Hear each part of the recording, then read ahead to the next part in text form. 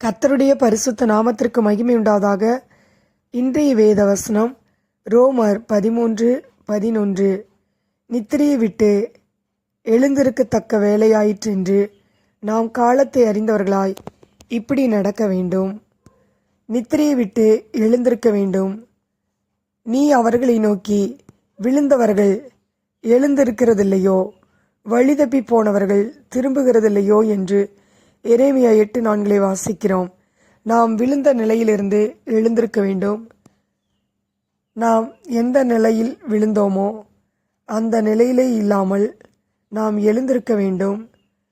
நீ இன்ன நிலைமையிலிருந்து விழுந்தாய் என்பதை நினைத்து மனம் திரும்பி ஆதியில் செய்த கிரியைகளை செய்வாயாக என்று நாம் வேதத்திலே வாசிக்கிறோம்.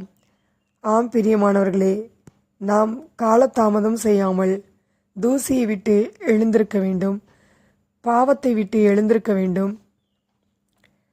நம்முடைய வாழ்க்கையிலே நாம் எழுந்து தகப்பனிடத்திலே வர வேண்டும். இளைய மகனை குறித்து வேதத்திலே வாசிக்கிறோம். லூக்கா 15:20 அவன் எழுந்து புறப்பட்டு தன் தகப்பனிடத்தில் வந்தான்.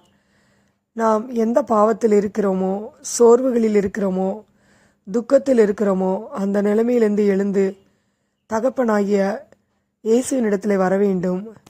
அவர் நம்மை அரவணைக்கிறவராய் இருக்கிறார். நம்முடைய பாவங்களை மன்னிக்கிறவராய் இருக்கிறார்.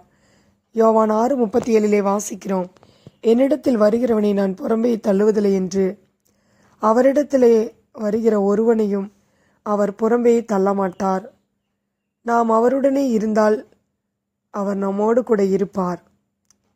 நாம் எப்போதும் அவரோடு இருக்கும்போது அவருக்குள்ளதெல்லாம் நம்முடையதாய் இருக்கிறது. கர்த்தரோடு இசைந்திருக்கிறவன் அவருடனே ஒரே ஆவியாக இருக்கிறான் என்று 1 கொரிந்தியர் 6:17 வாசிக்கிறோம். ஆம் பிரியமானவர்களே, நாம் எழுந்து ஆண்டவரிடத்தில் வரும்பொழுது அவர் நம்மை பிரகாசிக்க பண்ணுவார். எழும்பு எழும்பு சீயோனே, உன் வல்லமையை தரித்துக்கொள் என்று ஏசாயா 52:1 வாசிக்கிறோம். நாம் நித்திரையை விட்டு எழுந்திருக்க வேண்டும். நாம் பின்மாற்றமான வாழ்க்கை விட்டு எழுந்திருக்க வேண்டும். நாம் அவருடைய வல்லமையை தரித்து கொள்ள வேண்டும். அவரே நம்முடைய வாழ்க்கையை பிரகாசிக்க பண்ணுவார். கர்த்தர் தாமே இந்த வார்த்தையை ஆசீர்வதிப்பாராக. ஆமீன்.